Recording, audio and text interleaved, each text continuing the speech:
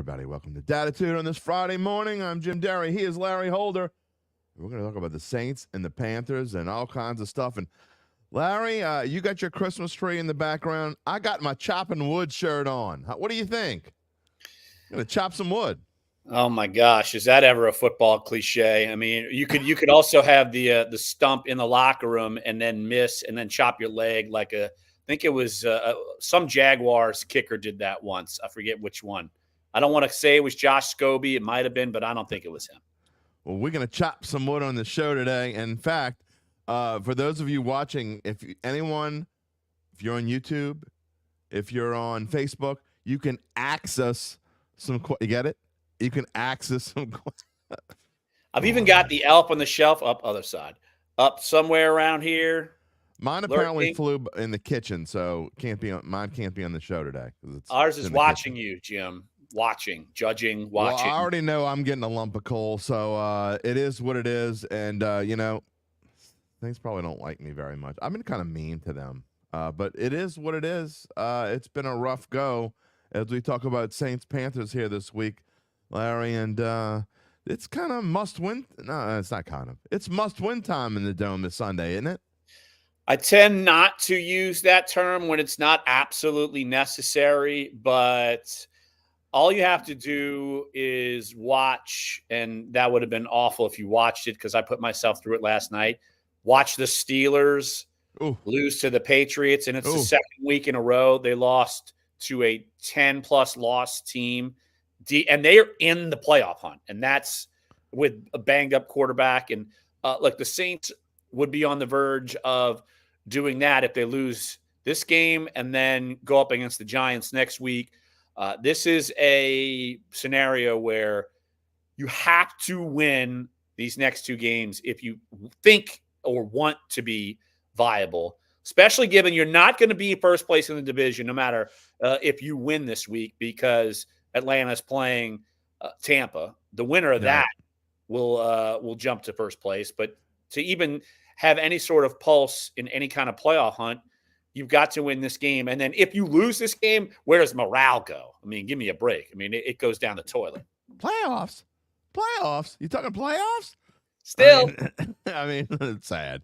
That's where we are in the NFL. We were talking about listening to Boomer and Gio this morning. They were talking about the state of the playoffs. And they're like, why do we even have these many teams? I'm with them. I think 7's too many.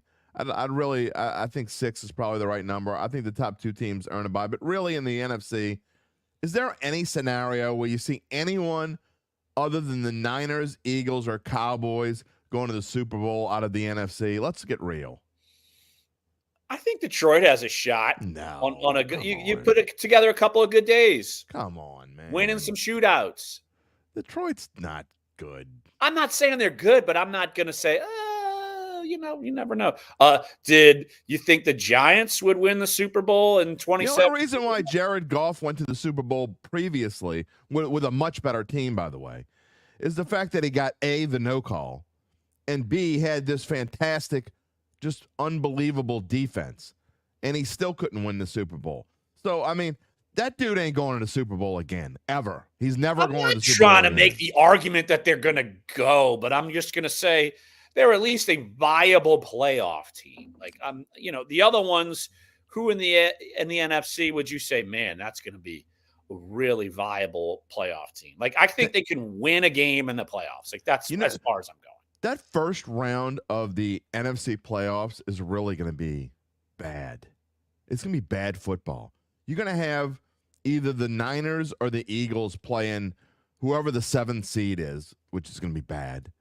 Then you're going to have Detroit's going to play. I don't know. Whoever the 6th seed is. Who's the 6th seed going to be? Like, I mean, think about it. Who's the 6th seed? Green Bay, maybe. Minnesota. All right, so that might be a decent game. You might have one decent game. And then the other one's going to be the Cowboys visiting either the Falcons or the Saints. You want to talk about ass whipping. Why not Tampa? It ain't going to be Tampa. Why Tampa's not? Tampa's going to be eliminated this week. I mean, we'll talk about that game later. But I was about to say, you better say. I figure you got that on the picks. I'll refrain. It's on there. We'll talk about it. All right, let's talk about these Saints. And I spent all of Monday joking about chopping wood. And again, if you're just joining us, I'm wearing my chopping wood shirt. Go ahead and ask us some questions or leave your comments. We'll Paul Bunyan them here on Dattitude on this Friday. Whether you're from Araby or wherever the hell, where were we getting Abu Dhabi? We were getting comments Maybe from Adelaide. Go back to Australia. Adelaide. Yeah, there you go.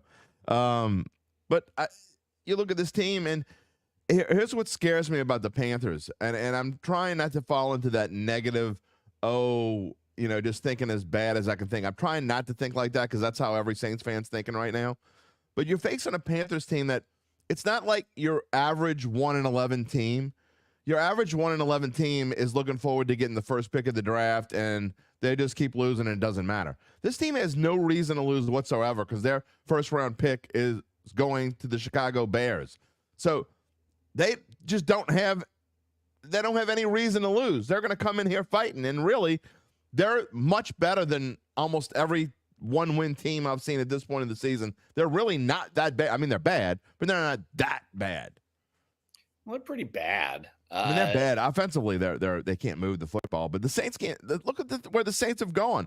Remember, they were 4th about 6 or 8 weeks ago, ranked defensively. They're now 15th. They're worse than the offense. They're 15th defensively. That's not good. That is the absolute not recipe for this team to win.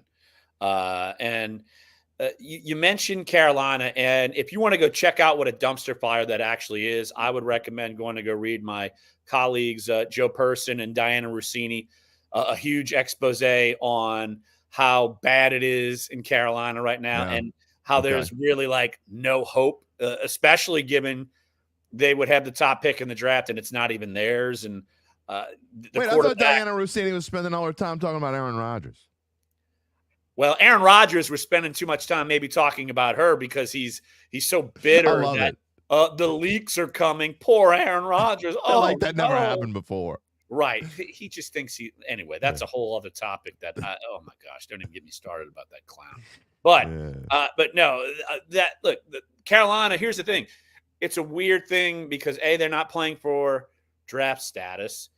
B, they have an interim coach who it doesn't seem like he's going to be at all considered to be in the running. Well, they didn't hire Steve Wilkes, so they're definitely not going to hire this dude. Exactly. So you're in la la land. The only person who you probably know is going to be around next year is Bryce Young, because you look at their top free agent would be Brian Burns. I'm trying to think off the top of my head if he's a 4th or 5th year guy, but I'm sure he would like to get out of town. But I don't. But the franchise tag is always still available for him, and I'm sure he wouldn't be too thrilled if he received the tag. But like, who else is there? You don't expect this team to fight, then? I didn't say that. Okay. I'm just saying there's a lot of reasons why you could point for them not to, but still, everyone else though is playing for jobs somewhere, coaching for a job somewhere, playing for a job somewhere. So.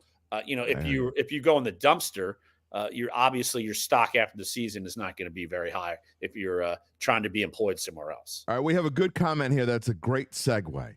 Okay, when I'm talking about the Saints this week, you don't have to go far, in my opinion. And I know Larry is not the kind of guy that's just going to blast the team. I'm the one that's going to blast the team. So here's my way of blasting this coaching group. Okay, if you need any proof of the ineptitude of this coaching staff, here's a perfect example. And Jando, you are spot on. Here we go again, not letting Jameis prepare and rolling with a hurt quarterback again, not letting him practice with the ones, then judging him when he comes in cold. I couldn't agree more. Larry, I want your opinion on this. There is absolutely zero, and I mean 0.0 reason to start Derek Carr this week in concussion protocol for the 3rd time this season, yet they seem intent on rolling him out there this week, exposing him to further potential injury, not just football. When you talk about concussion, we're not just talking about football injury here. We're talking about messing with this dude's life. I mean, I'm sure he's lobbying to play. What the hell are they doing rolling Derek Carr out there? Because it's starting to look to me like he's going to play. And we made that mistake a couple weeks ago where you and me were thinking he wouldn't play, and then all of a sudden he played, and obviously that was a mistake. What was that, the Tampa game? Was that Tampa game? We said a few weeks ago. That was really like 2 months ago, but yeah. Right. Well, it all feels like it's It just does. one long Groundhog Day at this rate. But it's a bizarre situation in that we know that they have no faith in Jameis. Like, they just don't. And yet they brought him back to be their back. That's why. Why would they bring him back? I mean, they obviously don't like this guy. Okay, they obviously don't want Jameis win.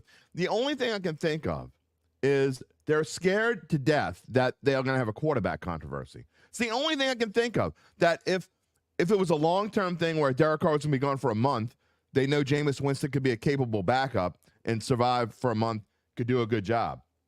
But at the same time, they don't want to take the chance that he's going to go in there, have a great game, the Saints win by 3 touchdowns, and then the fans go ape bleep because, well, you got to leave Jameis in now, and they don't want that. So it makes zero sense to me. What are we doing here? Well, I don't know which one actually gives you the best chance to win, so that's probably maybe why they're looking at it that way. I don't disagree with that. So, like, that's probably going in as part of their logic here. But you have brought in a guy and paid him to play. And if he passes concussion protocol, it sounds like that's going to play. And that's, to me, the whole thing is just a mess. And it goes beyond just right now. Like, you're tied to him for one more year, really. Like, you can't, like, and that's, I'm sure you'll have me on in the offseason and we'll talk about quarterback scenarios because someone who you're probably going to be wanting to keep an eye on is gonna hoist a trophy tomorrow night in New York and be someone that you probably need to consider if you are a top 12 pick, which if the Saints don't win the division, they will be somewhere in that mix. So, but what do you do? And they don't know what to do with it. Well, that's the thing. Like, I don't know where the roster is going to stand when they draft. Again, that's all. We're all going down the line, but it's to me, we are just going to be beating our head against the wall with this scenario because they don't seem like they're in any position to ever change course if they think they're still in it and they think Derek Carr is still the best option for them to win, and that's where they're going. Jermaine says he's sick and tired of leaving the Dome in the fourth quarter before 0-0. Well, Jermaine, I can't leave.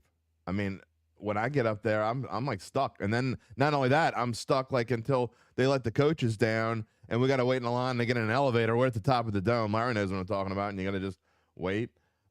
Mike, look, I would be happy if they used Taysom Hill consistently. We win more games. I disagree with that. Taysom Hill's not a quarterback. They tried that experiment already. That's going nowhere. They're not going to use – not only are they not going to use – I actually don't – I hear you.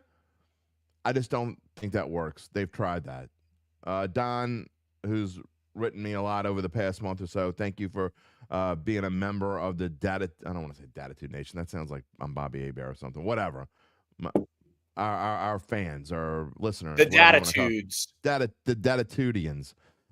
They would rather lose with Carr than win with Jameis. Hopeful for Daniels. Oh, man. You can hope all you want, my friend. Saints don't draft quarterbacks. They just don't. And they don't like LSU guys either, I don't think.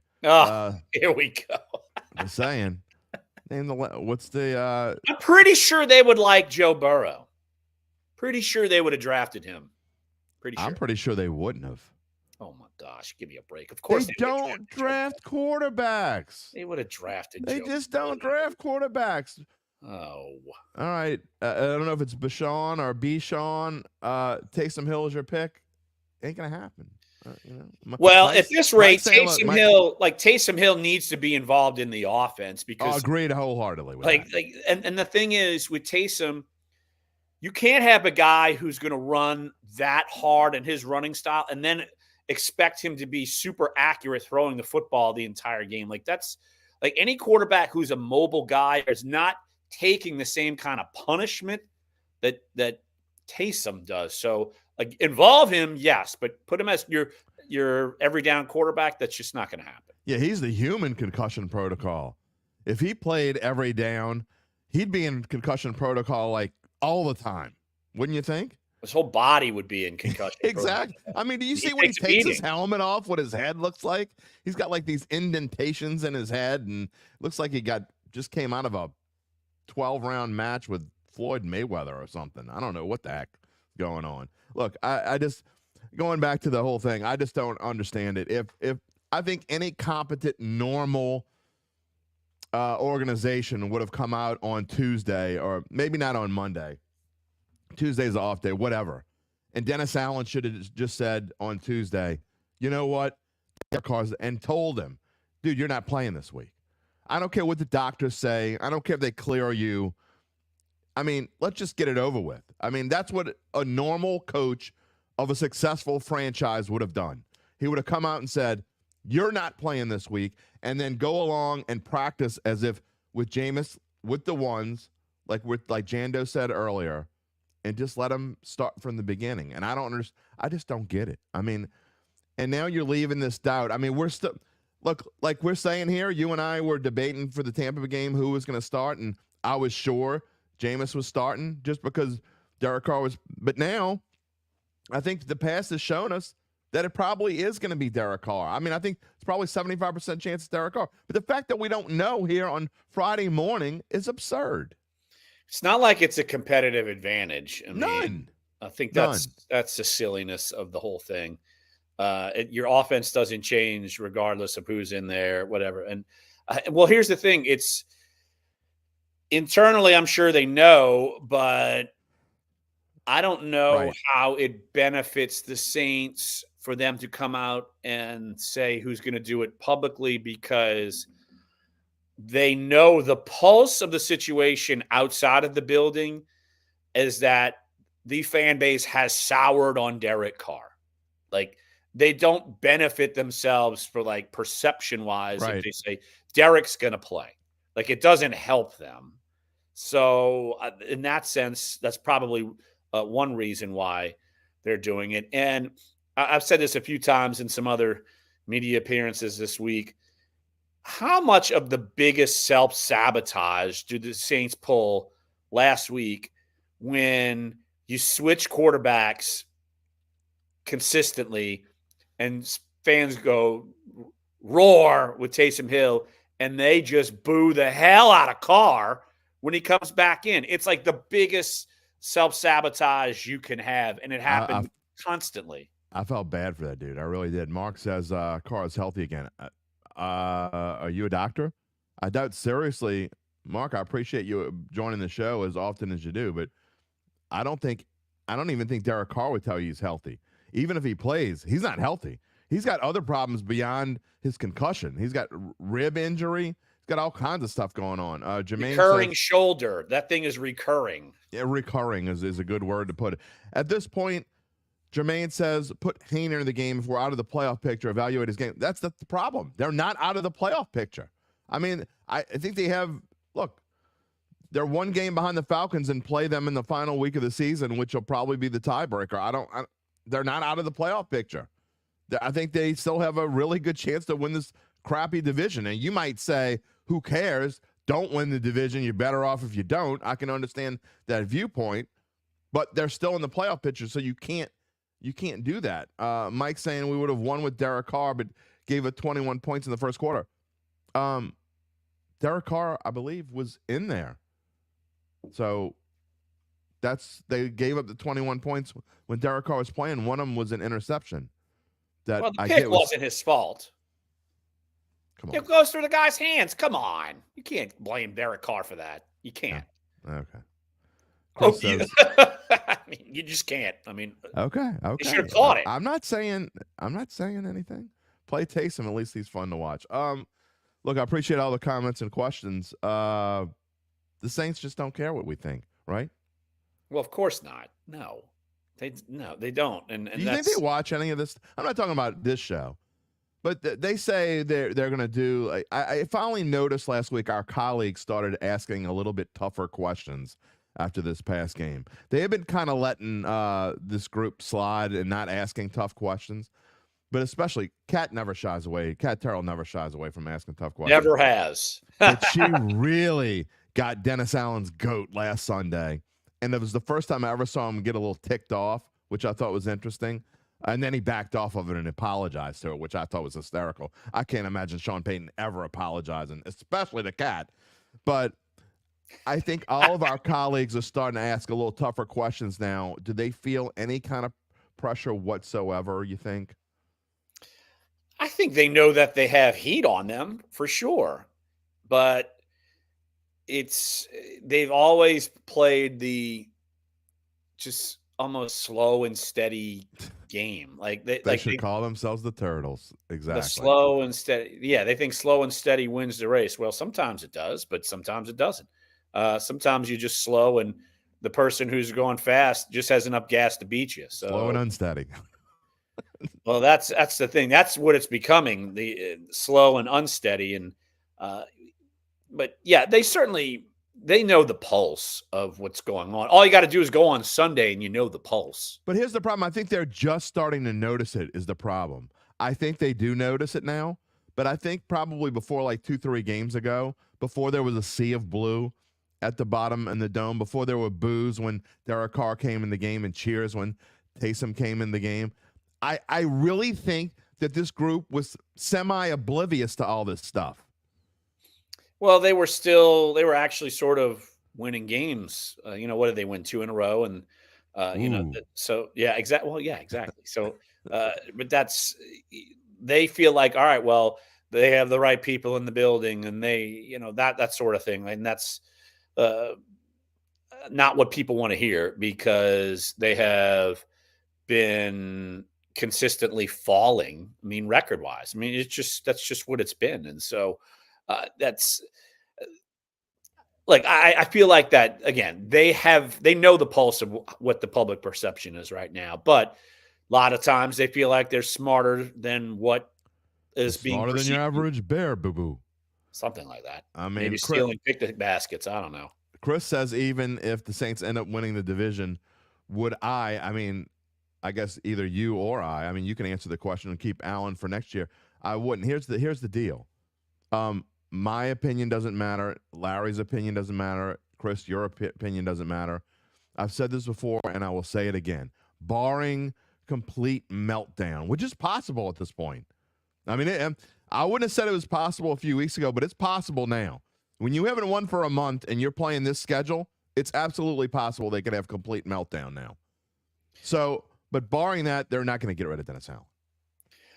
Well, I'm wondering how prevalent maybe, say, someone like Mike Thomas, he's exposed what a mess, his feelings publicly, and he could say what he wants. But what if it's not just him that feels like they have internally turned on Derek Carr offense? What if that's the case? And then you lose the locker room. And then that's a reason why maybe you make a change at head coach because they don't trust leadership and they don't trust this and that. And so that would be a reason maybe they make a move. But this organization has been run by the same people for a long, long time. Their philosophy, especially with the Saints, has been pretty consistent. And they don't act in their opinion rashly. So that's where we are. And so Dennis, I still can't see them firing Dennis Allen after 2 years. It would have to take them losing every game the rest of the way. Then I don't know about every game, but maybe one game. I will say this, and here's the reason why I started to maybe accept that it's a possibility. And I brought it up a few minutes ago. When you see your fan base, basically the entire lower bowl, not the entire, I mean, I'm exaggerating, but a large chunk of people who have money, because you have to have money to buy tickets in that lower bowl. I used to buy them down there, and I couldn't afford them anymore. Not that I would buy them now anyway because of my job description. But when you see that many people sell out and sell their tickets, and it's not the first time it's happened this year. It's happened plenty. It's the first time I got noticed. And the noise factor from the other fans, it was a completely different feeling in the Dome this past week. I'm interested to see what it's like. I think it's going to be a ghost town Sunday because you're not going to have Panthers fans there. I think it's going to be like a cemetery in the damn Dome on Sunday. That's my prediction. Yeah, I was going to say, you don't have to worry about that this week. You'll just have to worry about just empty seats this time around. And might I say it might feel like an old Tulane game in there. Absolutely. That's exactly what I was thinking. Maybe not quite that bad. I'm exaggerating. But would you be surprised if there are only 50,000 people in the Dome? I mean, now, of course, the attendance will be 70,200 and whatever it is. The tickets are sold. Because it's the tickets sold. They started doing that a long time ago because they don't really want you to know how many people are there. So, but would you be surprised if at kickoff there are 20,000 empty seats? No. Neither would I. No. Why go spend your money in there? And if they lose this week, it's going to be like a preseason game for the Giants game next week. Well, they have their preseason quarterback playing, Tommy DeVito. But hey, hey yo. I mean, they're not even playing Tyrod Taylor, man. It's the Tommy DeVito show. Let's go. Let's get crazy here. Hey, and look, you want to, and that's next week. We'll talk about this next week. But at least the Giants are like, we're not going anywhere. Let's see what we got in DeVito. And the question earlier about whether they play Jake Haener, again, these aren't my opinions. I'm just telling you what the Saints would do. What would I do? I don't know what I would do. I would definitely try something different. But the Giants are putting DeVito in there, like Larry said. Now Tyrod Taylor's back. Try something. These Saints are keep just doing the same old thing and expecting different results. Well, the next two teams you play, they are locked into quarterback, for better or worse. I mean, Bryce Young's going to be the Panthers quarterback for a couple more years at least. And the Giants have locked themselves. It depends on – it's really kind of – I don't know. Is Daniel Jones better or worse than Derek Carr being locked into? I don't know. I thought the Giants – basically stepped on the banana peel and signed Daniel Jones, and I'm sure everyone just kind of laughed because I did. At least say the Seahawks when they had they went and re-signed Geno Smith. I mean, he at least to me, I at least felt like, all right, there's maybe some promise, but I didn't trust Daniel Jones, and that's going to ruin them for the next at least another year. And that's the course of that's the proof of look, we drafted this guy in the first round. We're stuck with him, and then you sign him to this contract. The Giants. I mean, Brian Dable's got to be going, what did we do signing that? That's a whole. We'll talk about that next week. Jermaine says he's been a season ticket holder since '91. He's got a suite. He won't be there Sunday. He's in Vegas on business. He left the T-Mobile Arena early last night. I bet you did. I couldn't even watch that game last night. The Pelicans a whole different story.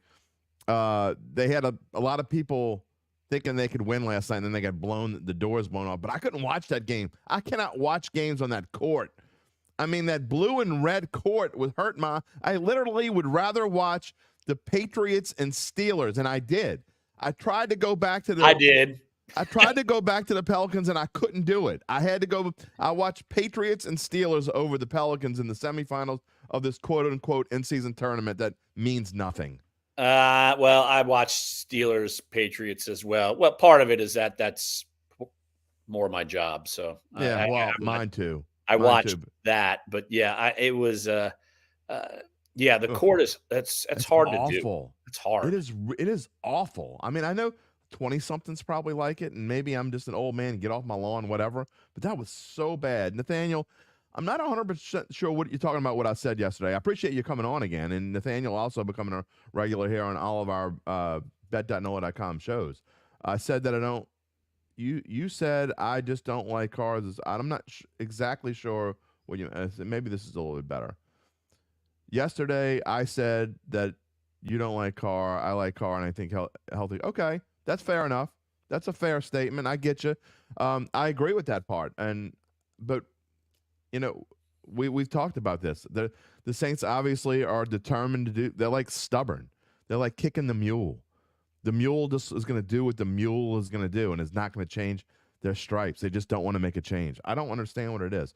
All right, let's talk about other parts of this game because we've now spent 25 minutes talking about the same thing. So as far as the game goes, and you and I like to do this, we add up the numbers of the rankings, and the Saints ranking number, it continues to rise because that defensive number continues to rise. Remember before when it was like 12 on offense and 4 or 7 on defense? Well, now it's 11 and 15, 26. The Saints have a number that's basically average. I don't know that I would call them an average team right now. Maybe they are, maybe they aren't. Panthers aren't that far off. What do you see in this game? What is the key number? What matchup are you looking for that you're going to keep your eye on this weekend? Well, the key number of those numbers I'm looking at is still the Panthers offense at 30.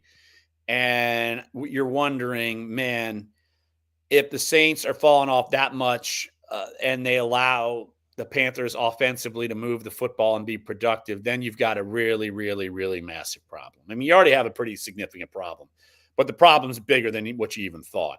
And so like that's the thing. You can't have Bryce Young, who's been consistently bad all year. Like, you can't just let them all of a sudden start scoring points and going up and down the field on you. So you mean some like of New that England did last night? Right. Like Bailey, like Bailey Zappi all of a sudden becomes for one half Tom Brady. Like you can't have that happen. But part of that is offensively. Do you make mistakes, 3 and outs? Like, you can't let them linger in the game. And look, even in that first matchup, the Panthers lingered in the game almost the entire time. Yeah. And and that's when you thought the Saints, all right, maybe they could be a good team, but the Saints are just a mediocre. We didn't know how bad the Panthers were at the time is probably what it was.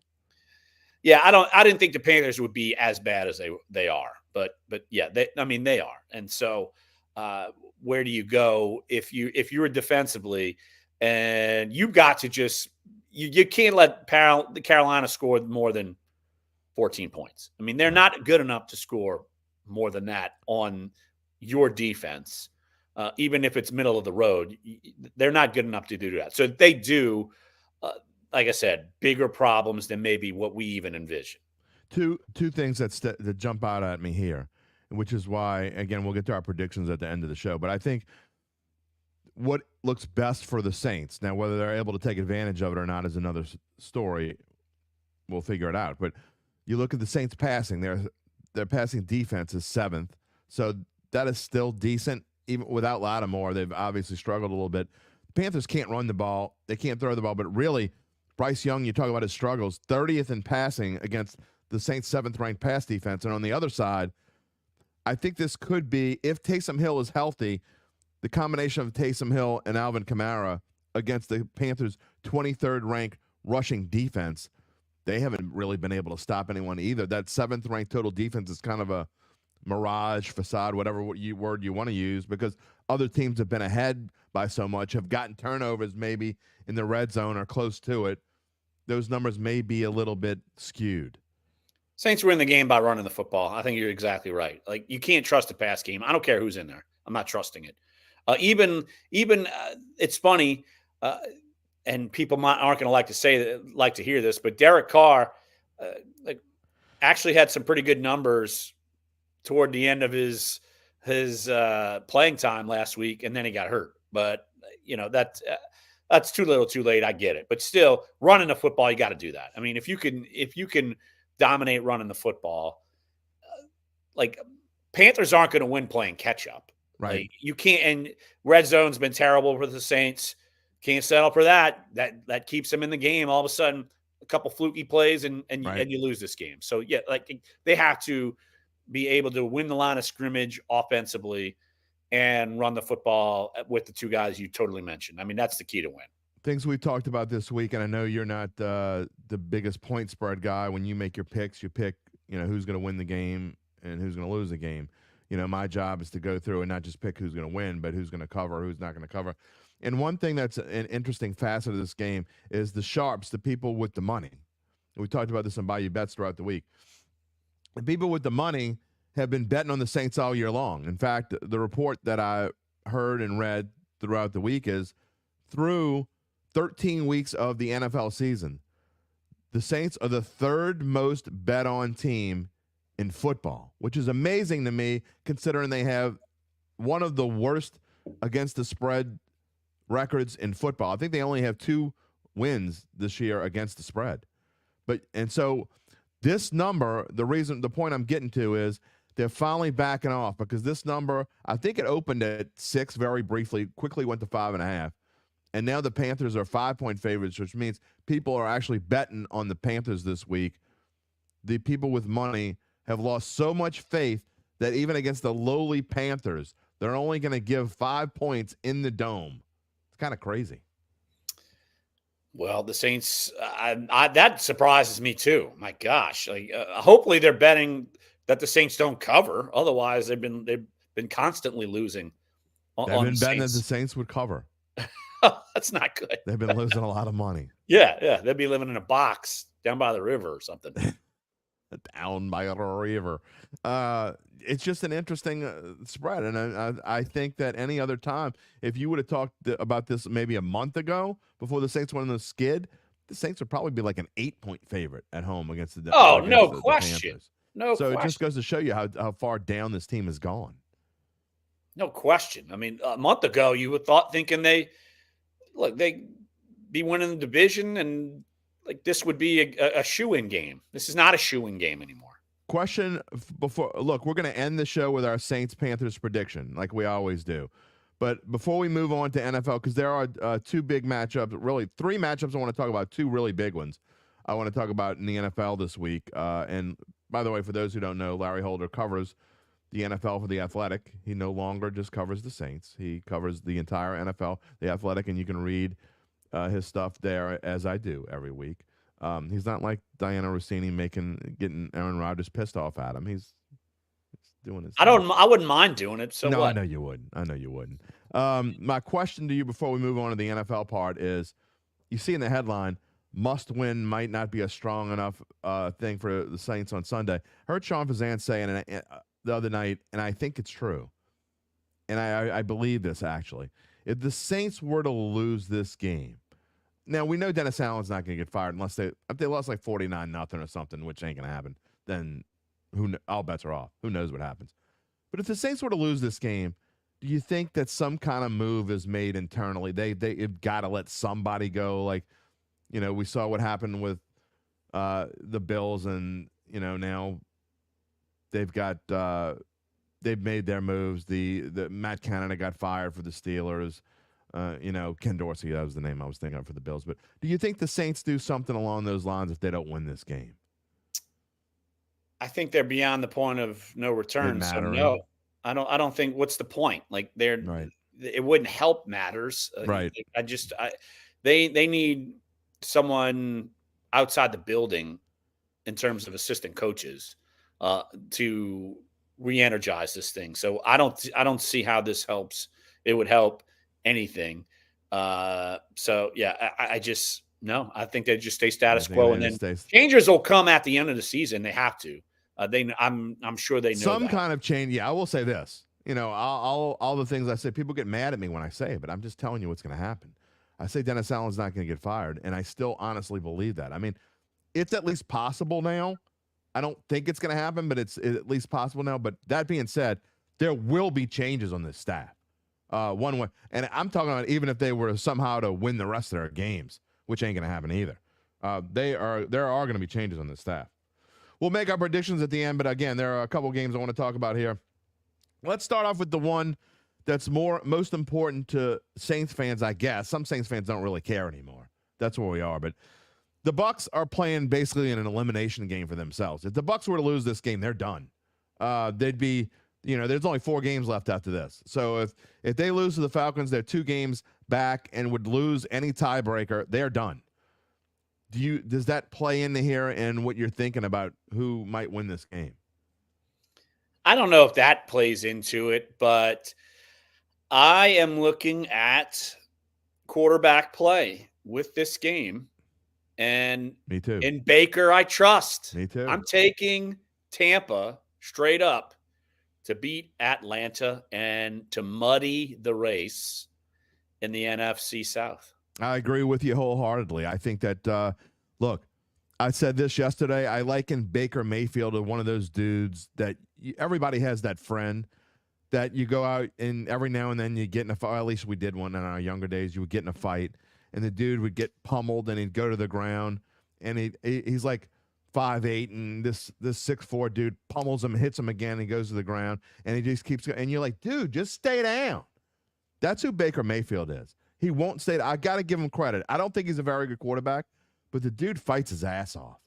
And I see this Tampa Bay team, as poorly coached as I think they are, I think they're going to fight. I think Baker Mayfield is going to fight. I think the Saints would be I can't believe I'm saying this. I think the Saints would be a much better team with a guy like Baker Mayfield who continues to fight. He's not a good quarterback, but he fights. And I think the Bucs are going to win this game as well. I really find that game interesting. I will be when I'm in the Dome on Sunday, that will be on my my iPad screen. I'm keep an eye on that. Again, if the Bucs lose, they're done. And in this division, I can't see anyone running away with it. Another reason to take the Buccaneers on Sunday. All right, Bills, Chiefs. This line started at Bills plus 2.5. It has gone down. I don't know what's wrong with the Chiefs. It's not the same team. I know that we can always say whatever we want about the Chiefs, and then they're there in the end. I'm not sure they're going to be there in the end this time. The Bills are fighting for their lives. The Chiefs are going to walk away with this division. I think you know who I'm going to pick. Where are you going? I'm going to stick with the Chiefs, but I think your argument is certainly valid with the Bills. They're fighting for their playoff lives, and the Chiefs can just go into cruise control and get in. The problem with the Chiefs is that they have no viable pass catchers outside of Travis Kelce. Literally. And Travis Kelce is slowing down. Like, really is. I feel like he's starting to show his age. And it's funny because I'll revert back to the game we just talked about before. I've said it a few times now on The Athletic, especially when I did my free agent stock watch. I said, boy, Mike Evans would look real good with the Chiefs next year. I think Patrick Mahomes would love it. He'd be a big body receiver instead of Kelce and actually be a receiver. Yeah. And then you could use some of those speedy guys, but Evans could be your surefire guy, number one. Yeah. But yeah, that's definitely the biggest problem because Patrick Mahomes' quarterback rates, they've been the lowest at times this year than they haven't been in his entire career. And I think part of that is not having enough viable pass catches. But I'm going with Chiefs. I just think that the Chiefs defense can come up big and help the sluggish offense and maybe induce Josh Allen to some mistakes. This is not a game I'm going to bet on. I wouldn't touch it with a stick. I wouldn't bet on this game either. No, I know it's just too hard to go through. But if I were forced to take a side here, I would take the Bills. And actually, if you wanted to bet it, if you're looking from a betting perspective, I would take like the Bills outline of like minus 2.5. You can get it for plus 120, which means that you bet $12 you win 10 or 120 to win 100. Because I think the Bills will either win by more than a field goal or they might get crushed. I think there's like it's weird where I don't necessarily think there's a middle ground. I don't know which Josh Allen we're gonna see. By the way, Nathaniel, you're showing your age. I'm gonna show this comment again. You're showing your age, my friend. Baker won't stand. He's Bill Kilmer reincarnated. If you know who Billy Kilmer is, you're old like me. All right, so you're showing your age. I'm just letting you know. All right, so you got the Chiefs. I got the Bills. Now I'm looking forward to this prognostication here. You're talking about it just seems, and I know I've been talking the Cowboys up all week. Doesn't it just seem so easy to knock the Eagles down right now? Well, part of it is that the Eagles just got shell-shocked. I mean, there's no doubt about that. And I just feel like, for me, I've been on the Eagles. Right. I'm taking them until they prove me otherwise. I think they proved me otherwise, at least this week. And I feel like that Dak Prescott, this isn't a fluke. I mean, he's under the best stretch he's ever played in his entire career. Right. I mean, there's a reason why he is the co-favorite to win the MVP with Brock Purdy right now. And Brock Purdy might not even be the most valuable player on offense for his own team. But Dak Prescott is making that thing run because their run game, like Tony Pollard, like that run game is not a real thing with Dallas. And he is making that thing go. And he won a game where they had to put it on his back last week, where they needed all the points, and it was him getting it done. So I'm taking Dallas. I'm really surprised. I never thought I would ever take Dallas. Would you take Dallas minus 3.5? Would you take Dallas minus 3.5? No. I think they'll win. It might be a field goal game. It might be a 2-point game. It might be a 1-point game. But I'll take Dallas heads up, but I don't know if Dallas is going to cover. Here's a perfect example of why, I tell people this all the time. You don't have to bet every game. So if we're just picking games to pick them and who I think is going to win, I'm taking Dallas as well. I think Dallas is a better team. I've said it from the beginning of the season. Dallas was my Super Bowl team out of the NFC. I'm not going to change that now, although I definitely don't feel it as strongly as I felt about it before. But here's the reason why, if from a betting perspective, you just can't bet on Dallas here. Because every Aunt Mabel, as I like to call them, the people who just like bet on Sundays and casual bettors, they're all betting on Dallas because of what they saw from Philadelphia last week. Whereas the people with money are betting on Philadelphia because they're betting, all this talk about how Jalen Hurts is banged up and he's not. They should sit him and let him rest for the playoffs, which is dumb, by the way. You don't sit people unless they absolutely have to be sit right now. So if I were betting it, I would probably lean Philly with the plus 3.5, but just since I'm not betting it, I'm going to take Dallas with Larry because I think they're the better team. But be warned, be fair warned, everyone else is doing that as well. Like people, just average Joes, are taking Dallas as well. So yeah, like if I was betting, I wouldn't bet the middle game. I wouldn't bet Bills, Chiefs, but I would bet. And if we're doing point spread, I would bet Eagles, and I would bet Tampa, but I would bet Tampa on the money line. Like I feel like they're going to win. I agree with you. I actually have Tampa in in one of my best bets. I got Tampa as a teaser leg, getting 6 points. So they actually getting 7.5 in a teaser leg. I really like that this week. You can pair them with some other ones. All right, before we go off the air this morning, as we do every Friday here on Dattitude, Larry and I will pick the winner of the Saints-Panthers game. Larry Holder, you were right again last week. I was almost right. I mean, I didn't look like I was going to be. It looked like I was going to be stone cold, dead, dumb wrong for the first 8 minutes of the game. And then the Saints actually made a game out of it and kind of made sure that they didn't win. I mean, they had a chance to win. They're like, oh, no. We're getting too close to winning this game. Got to give it back to the other team. They were weird. They've been weird all season. This game might be weird. I don't know, but I'm interested on your pick here. I have not read it yet. Panthers and Saints, what you got? If it ain't broke, don't fix it. Guess what? I'm picking Panthers. Panthers 20, Saints 19. Blake Grupe misses like an extra point. Wow. Like early in the game, and it bites. I didn't say this coming. 20-19 Panthers. I'm sick of the Saints. No, I've been right the last couple weeks. Guess what? I'm doing it again. Man, I got to be honest. I didn't see that coming. I really thought you were going to pick the Saints and come out with this thing. I don't care who the quarterback is either. I don't care who it is. Carolina's going to win this game. I'm kind of stunned. I would just, I'd say about 85% of the time I kind of know who you're going to pick just because, I don't know, we've worked together for a while, kind of get your sense of where you go with things and your feeling for things. I didn't see this one coming at all. So I'm kind of surprised. All right, I really hate. I want to pick the same way you pick because I'm sick of the Saints too. It's hard to pick them right now. And if you were a bettor, to me, this is like the perfect time to bet them because even the bettors are sick of this team. They're sick of the chopping wood crap. I'm going to chop some wood. What the hell does that even mean? I don't even know. It pisses me off. But I will say this. From a prognosticating standpoint, you have to pick the Saints here. I mean, this is either... No, you don't. Yeah, you have to. I mean, you don't.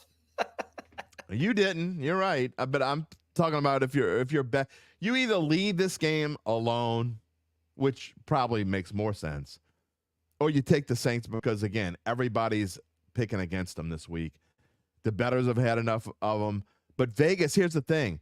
despite the fact that everybody's betting on the Panthers, they don't want to drop this line too low because I think Vegas thinks the Saints are going to win this game big, and I think they are too. I think it's going to be – I'm going to go 26-17 Saints. New Gen Express says he's picking the Panthers. Or I'm sorry, could be a she. I'm sorry. He or she is picking the Panthers too.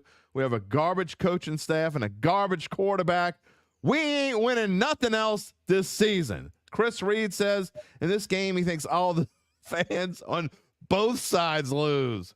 I think that might be the best pick of the day.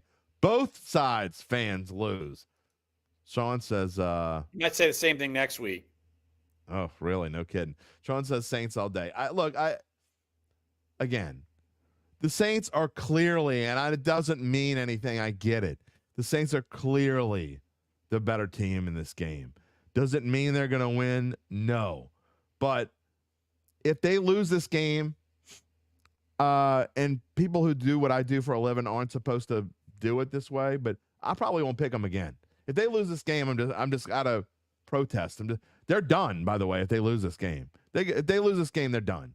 I think that's partially why I'm picking them out of protest. I'm sick of them. I don't care.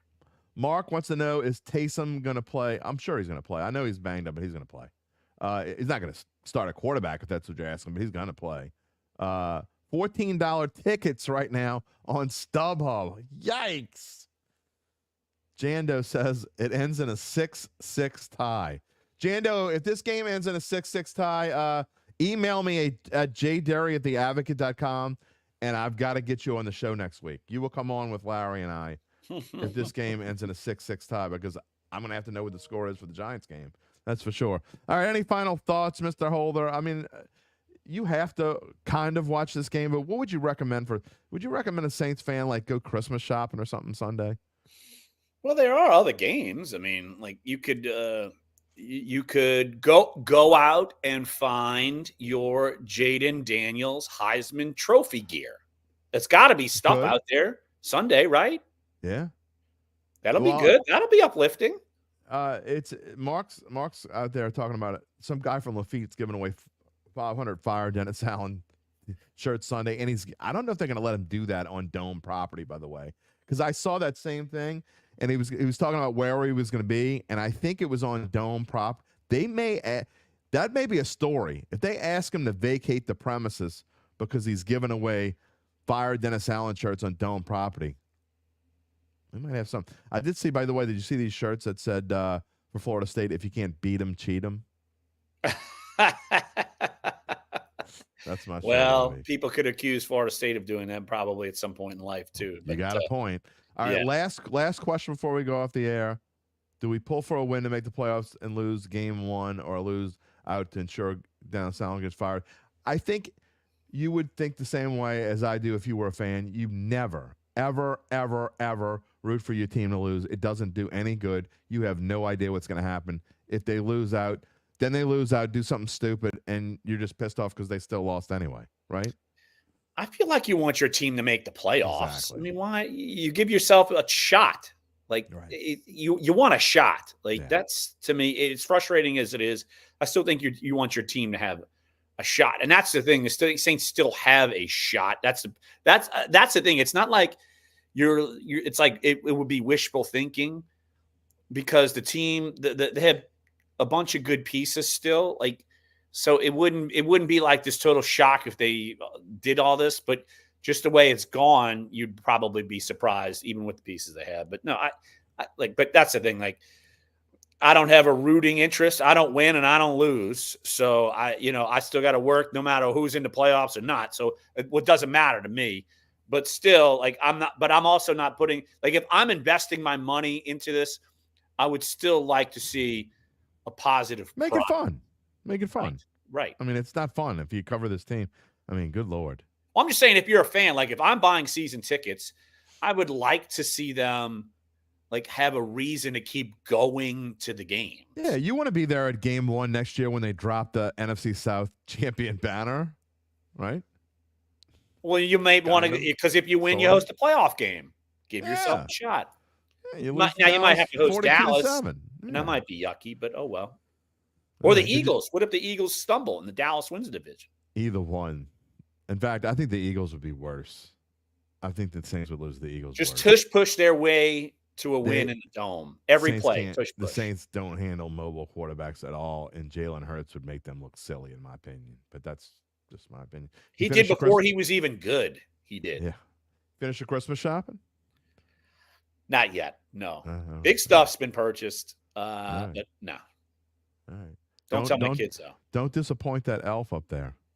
He's staring at me, judging me. Actually, we don't. I don't. The gender changes by the day. We don't know. Like it's fizzy. It's day. It's fizzy, so it's good. Fizzy. All right. Yeah. Well, whatever. Yeah. Whatever Fizzy likes is fine with all of us. We're completely fine with that. Yeah. All right. We will talk to you next week, my friend. You got it. Everybody, as always, when I'm done with this show and I click the end stream button, I'm going to go add my monologue, and then we'll have a full podcast. And I'm sure there will be some talk about choppy that wood on the monologue portion of this broadcast on the podcast. You can find it wherever you find your podcast. Just search for Dattitude. And then Monday, I will have Derry's Dime. And next Friday, Larry will be back before we go into some weird holiday schedule. The Saints are going on the road on Thursday, and we'll have to figure that out. That's for another week. But for Larry Holder, I am Jim Derry. We hope everyone has a wonderful weekend, and we'll see you back here next week.